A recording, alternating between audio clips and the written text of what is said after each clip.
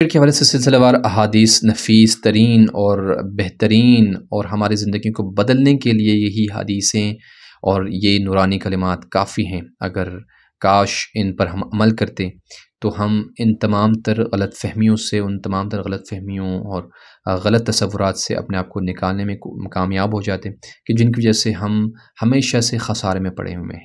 ایک اور حدیث امیر المؤمنین علیہ الصلوۃ والسلام فرماتے ہیں کہ اگر تم اپنی عمر کے گزشتہ زمانے سے عبرت حاصل کرتے کہ ہماری عمر کا کچھ بہت جو ہے نا بڑا حصہ گزر چکا ہے، اور آپ دیکھیں کتنے گناہ ہم سے سرزد ہو چکے ہیں، کتنوں سے ہم نا امید ہو چکے ہیں، کتنے ٹھوکریں ہم کھا چکے ہیں، کہ اگر اس سے عبرت حاصل کرتے جو تمہاری زندگی کا جو کچھ حصہ گزر چکا ہے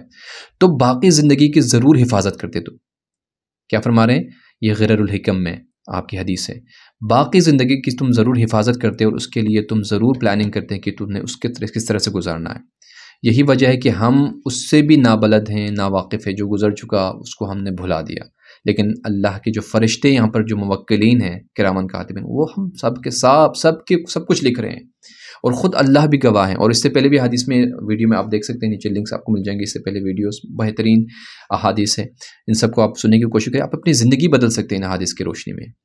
کہ بہت سارے غلط فہمیوں سے ہم اپنے آپ کو نکال سکتے ہیں۔ ہم کیا سوچے ہوئے ہیں کہ بھائی اس کو موت تو آ سکتی ہے اچانک، وہ تو دنیا سے چلا گیا، وہ جو میری ہم عمر تھے یا میرا دوست تھا، میرا جاننے والا تھا یا فلانی تھا، وہ تو دنیا سے چلا گیا، لیکن میرے لیے تو موت نہیں آئے گی۔ کیا رشتہ داری ہے کوئی اللہ کے آپ کے ساتھ؟ کوئی خاص کوئی آپ کو یقین ہے اپنے عمر کے بارے میں، آنے والی زندگی کے بارے میں؟ کیا پتہ کہ اگلا لمحہ جو ہے وہ ہماری موت کے لیے ہو، کچھ ٹائم بعد جو ہے وہ موت کا فرشتہ ہمارے پاس آئے، ہمارے پاس کیا جواب ہوگا؟ سوائے حسرت اور ہاتھ ملنے اور پشیمانے کے علاوہ کچھ ہاتھ آنے والا نہیں ہے۔ اس سے پہلے کہ موت آئے، اپنی موت کے لیے تیار رہو اور تیاری پکڑو،